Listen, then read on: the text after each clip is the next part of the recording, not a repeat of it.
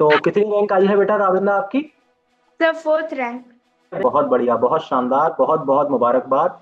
और आपकी फैमिली को भी बहुत बहुत मुबारकबाद। तो बेटा कैसा लग रहा है? आप ये मुझे खुल के बताइए। आप अपनी जो फीलिंग है वो एक्सप्रेस कर सकते हैं खुल के, कोई जज नहीं करेगा। बोलिए कैसा लग रहा है? अच्छा लग रहा है। अच्छा लग रहा है? बस अच्छा लग रहा है। चलिए सर बहुत बहुत बढ़िया। खुश। ये रैंक अचीव करने में डिजी क्लासेस का क्या रोल रहा? मुझे बहुत हेल्प हुआ डी क्लास से। जैसे और मैं लास्ट टाइम तक डी क्लास से जुड़ी रही। क्या क्या पूछा था आपसे इंटरव्यू में? पहले तो मुझे इंट्रोडक्शन लिए एक मैम थे, एक सर थे। और उसके बाद एक मुझे कौन सा फेवरेट सब्जेक्ट है। हम्म। तो मैं साइंस बताई थी। उसके बाद सेल और मेटल में चैप्टर में से दो तीन क्वेश्चन सेल से और दो तीन क्वेश्चन मेटल और नॉन मेटल से पूछी थी मैम। और उसके ओके। बाद सर पूछे हुए थे चंपारण के बारे में।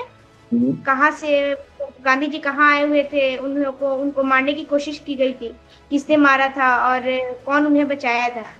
तो मैंने ये सब का आंसर दिया था। उसके बाद एक दो मैथ के क्वेश्चन भी पूछे थे।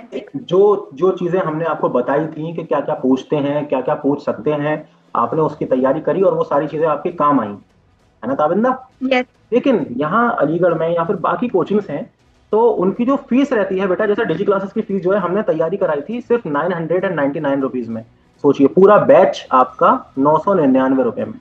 और जो यहाँ पर जो बच्चे होते हैं वो फीस देते हैं 20,000, 30,000, 40,000, इसी चीज की, इसी सेम चीज की। मैं बैच तो वैसे एग्जाम के बाद मैं अच्छा से मतलब बैच ली थी। लेकिन उससे पहले मैं खुद से स्टडी की थी।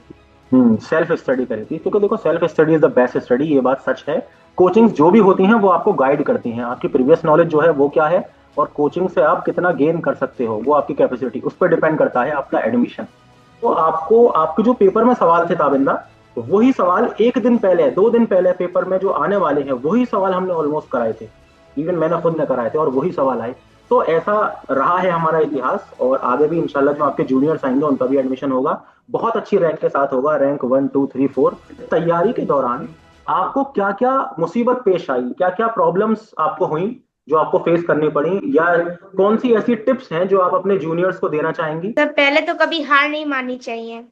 ठीक है। और मैं कोई कोई टॉपिक मुझे भारी लगता था उसमें मैं बार बार पढ़ती थी।